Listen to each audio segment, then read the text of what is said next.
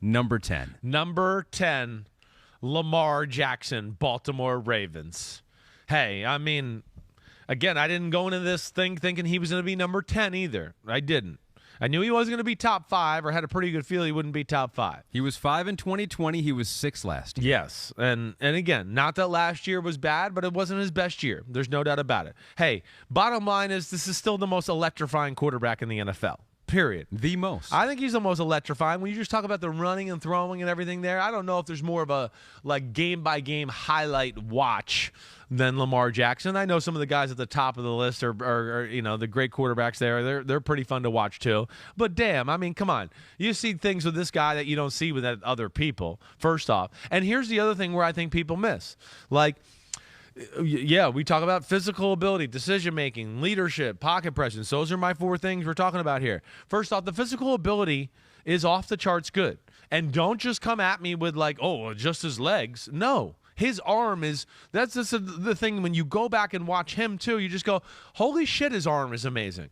He has an incredible arm strength, and really incredible accuracy.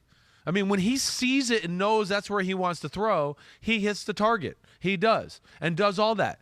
The other thing that's amazing about him, throwing with sexiness or flair, the sidearms, the awkward throws, damn, he's up there with the best in football at that. I mean, he's like Rodgers a few years ago, or Allen or Mahomes now. I mean, they throw. I mean, it's almost like half the throws are sidearm, because they're moving or in some awkward position, and it's natural to them. They don't even think about it, so they just go, well, I got to get it through there. Boom, let me do that. So that's where I think people don't give him his respect. His arm is strong. He is accurate. The problem this year, why he falls a little bit, is he didn't see the field or make decisions as well as he did in years past. There's no doubt about that. And maybe that's because, they had some injuries and they couldn't run the ball. There was a little more on his plate. But I think, the one thing that jumped out to me, and especially as the year went along, is he got greedy. And that's why I think you saw more mistakes.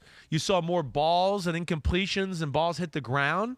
And I think it was a little bit because he was trying to make big plays and things happen just a little too much, to where you just go, man, if you just played it by the book a little bit more, listen, Tyler Huntley, that's what he did at the end of the year, and that's why it looked good.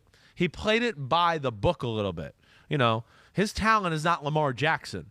Yeah. So you just go, wait, Lamar, can you just play it by the book a little bit and then throw a splash of your magic on there? Yeah. Damn, you guys will be even better. But that's hard to do sometimes. It is hard to do when you're that talented. That's all you need me to do. That's all you need me to do. That's all you need me to do. I know. But you know what it is. It's all you need me to do. That's all you need me to do. This is all. Oh, wait, I got to do something. Yeah. I mean, it's the NFL. Every third play is you better do something pretty much. So, yes, I think that's the big thing that I took away from the year more than anything last year. He really went through a spell of bad decisions and some errant throws, but I didn't look at the throws and going, oh, he's losing control of the ball.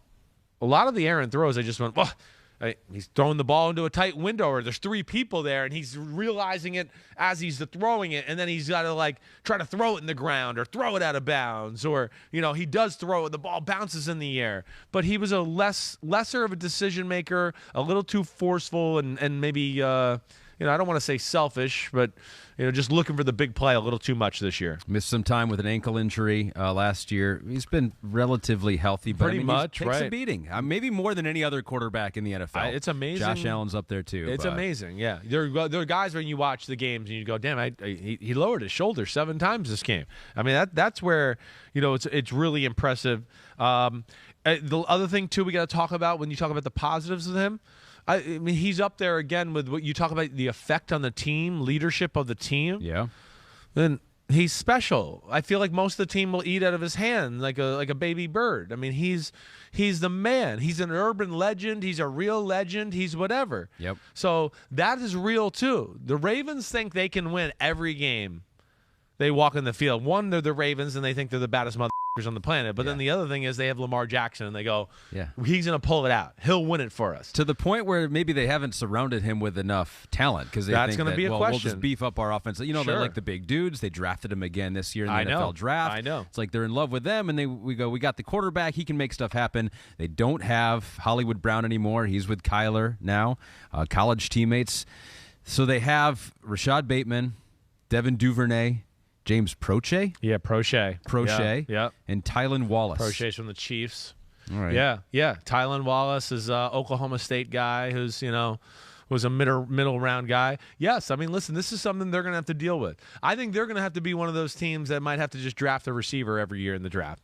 Like we talk about good running teams that might have to draft a running back every year. Yeah. Because, I don't know, again, yeah, they're centered around their run game, and Lamar's going to make plays. And, of course, hey, Lamar, when in trouble, he's going to look to run a lot. He's been able to get out of trouble like that his whole life. Why would he change now? So, yes, the big free agent wide receivers of the world are not going to be beating the door down to go to Baltimore. Definitely not. So, hopefully, I think that's why they're collecting tight ends. And then they got, some young weapon-like receivers that they're going to make that kind of work that way. Right. Maybe then worrying about let's always go out and get the $20 million a year receiver in free agency. I think they're going to do it a little bit of a different way, it seems like. So Prochet did not come over from the Chiefs. He was a sixth-round pick by Baltimore in 2020. Oh, that's who Prochet. I know that. I didn't know how to pronounce his name I'm getting him 2 minutes ago, but now I know that. Yeah, okay, good. Pete good. helped us out with that. Yeah, good job, Pete. So wait, I want to say one more thing here. I know where you're going to go. I think I know where you're going to go. You can read my mind now. Say your one more thing. Well, no, go ahead. Well, you know what? So I said all the stuff with leadership. Yes. And why he's the man. Your leader needs to be there, you think, too. And that leads me to lead you to say the next part. Which leads me to take a look at what you said with Mike Florio. This was last week, Pete. This is last week when this all went down. I think we have a clip of you talking about Lamar Jackson missing OTAs.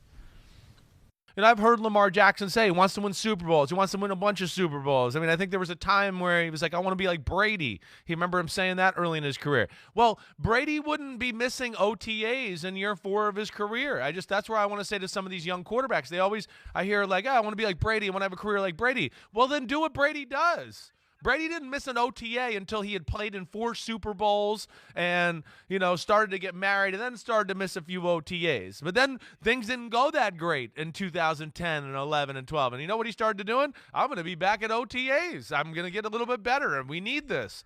That's where, just from the football standpoint, I just don't get it. I don't at all.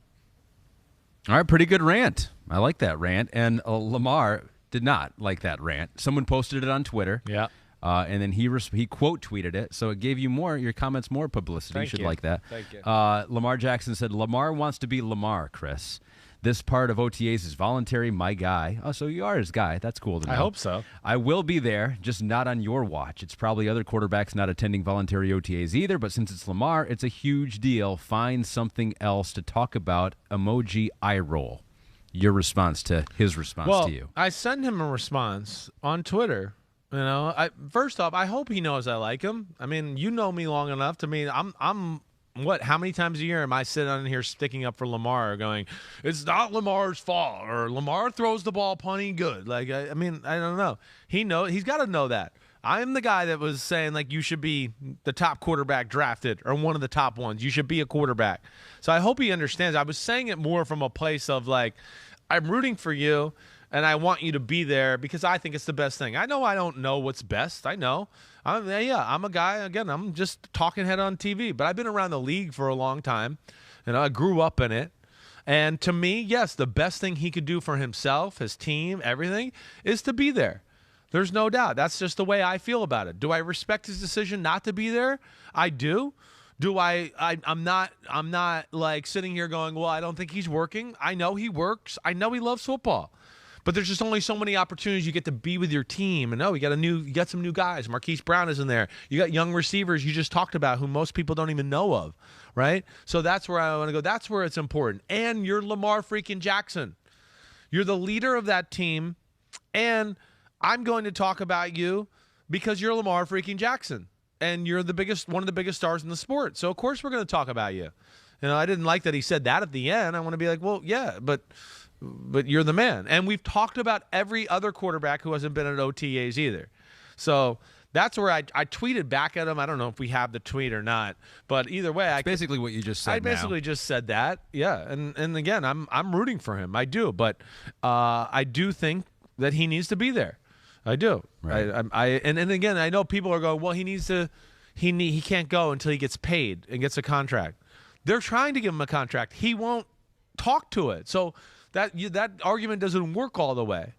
You know, if they're trying to give you a contract and you won't talk about it or do it, like they're trying to give you the financial security.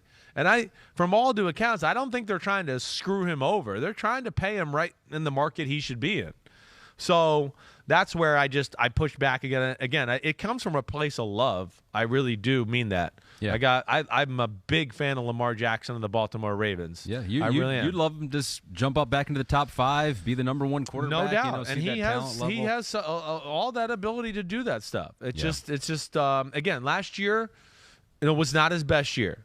Again, he's got incredible talent. We know that, but yes, I thought decision making, being a little too greedy and forcing balls, it cost them. It cost them some games. It cost them some points and some moments of where they can control games because, he just wasn't quite on his game in that department. Yep. We do have your tweet now. Yeah, we do. It was Thanks, basically what you said here. All good, my man. You be you. I'm reading your words right now. I'm rooting for you. Yes, I would like to see you at OTAs, but you got to do what's best for you. Not singling you out. We have discussed all quarterbacks who have not attended OTAs. You are Lamar freaking Jackson. Of course, we're going to talk about you. Did he like that tweet? I don't know. I don't think he did. Pete, did he like that tweet? I think it's a good tweet. He should have liked it. I'm a little sick of the athlete of like, why are you talking about me? I'm doing great. Wait, why are you talking about me? I'm not doing great. Be quiet. I'm not doing great. Shut up. Don't talk about me. I'm kind of sick of that. I am I'm kind of sick of the athlete taking that angle. Like that's this whole business. It's around because people talk it's about just you, gotten and if you're a star, people are going to talk about you more, good and bad. And when he says find something else to talk about, clearly he did not listen to our podcast or the beginning of this podcast when we talked about chest hair.